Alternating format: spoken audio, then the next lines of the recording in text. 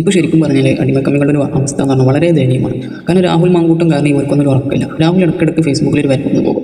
അതൊരു വെറും കൈയോടുള്ള വരവല്ല കേട്ടോ, കമ്മികൾക്ക് പള്ള നിറയെ കൊടുത്തിട്ടാണ് തിരിച്ചു പോക്ക്. പിന്നെ BJP പറ്റി പ്രത്യേകിച്ച് രാഹുൽ ഒന്നും പറയുന്നില്ല. കാരണം എന്താ വെച്ചാൽ കേരളത്തിൽ BJP പ്രത്യേകിച്ച് ഒരു സീറ്റില്ല. വെറുതെ എന്തിനാണ് അവരെടുത്ത് റോസ്റ്റ് ചെയ്ത് 4 ആളെ അറിയിക്കുന്നത് എന്നോർത്തായിരിക്കും ചിലപ്പോൾ ചത്ത് കിടക്കുന്നവർ അങ്ങനെ തന്നെ കിടന്നോട്ടെ കരുതി മിണ്ടാതെ പോകുന്നതായിരിക്കും.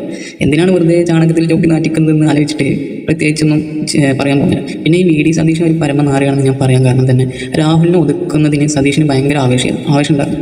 ഇക്കണ്ട കാലം അത്രയും BJPയുമായി ഡീൽ നടത്തി ജയിച്ച് വന്ന സതീശന് BJPയോട് തന്നെ ചെറിയൊരു കൂറ് കാണുക. കാരണം രാഹുൽ കുറച്ച് കാലം കൊണ്ട് ഒരു വലിയ ഓളം തീർത്തിട്ടുണ്ട് ഈ കേരള കോൺഗ്രസിൽ. ഒരുപാട് കാലത്ത് പ്രവർത്തനം കൊണ്ടും പാർട്ടിക്ക് വേണ്ട സമരം നടത്തിയും പോരാടിയാണ് ഷാഫി ഈ നിലയിലെത്തിയത്. അവരൊക്കെ ജനങ്ങളുടെ മുമ്പിൽ ഇങ്ങനെ ഒരു തരംഗമായി നിൽക്കുമ്പോൾ തീർച്ചയായിട്ടും ഇവരെ പോലെയുള്ള യുവാക്കളെ സതീശൻ്റെ ഭാവിക്ക് ഒരു ഭീഷണിയാണ്. അപ്പോൾ അവരെ ഒതുക്കുക എന്നുള്ളത് മറ്റു പാർട്ടിയേക്കാളും കൂടുതൽ താല്പര്യമുള്ളത് ഈ പറയുന്ന VD സതീശനാണ്.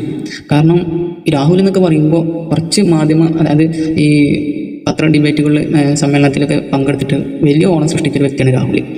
അത്രയും പെട്ടെന്ന് അത് കുറച്ച് കാലങ്ങൾ കൊണ്ടാണ് രാഹുലൊക്കെ അത്രയും ജനശ്രദ്ധ നേടൽ തുടങ്ങിയത്.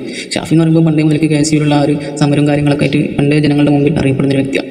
മാത്രമല്ല ഷാഫിയൊക്കെ എത്രയോ ചെറുപ്പത്തിൽ MLA ആയിട്ടുണ്ട്. അപ്പോൾ ഇവരെ ഒതുക്കുക എന്നുള്ളത് സതീഷിൻ്റെ വലിയൊരു ആഗ്രഹമായിരുന്നു. അതെങ്ങനെയായാലും സതീഷിൻ്റെ ആഗ്രഹം പോലെ കാര്യങ്ങൾ നടന്നു. ഇപ്പോൾ സതീഷിന് ആകെ പെട്ട പോലെയാണ്.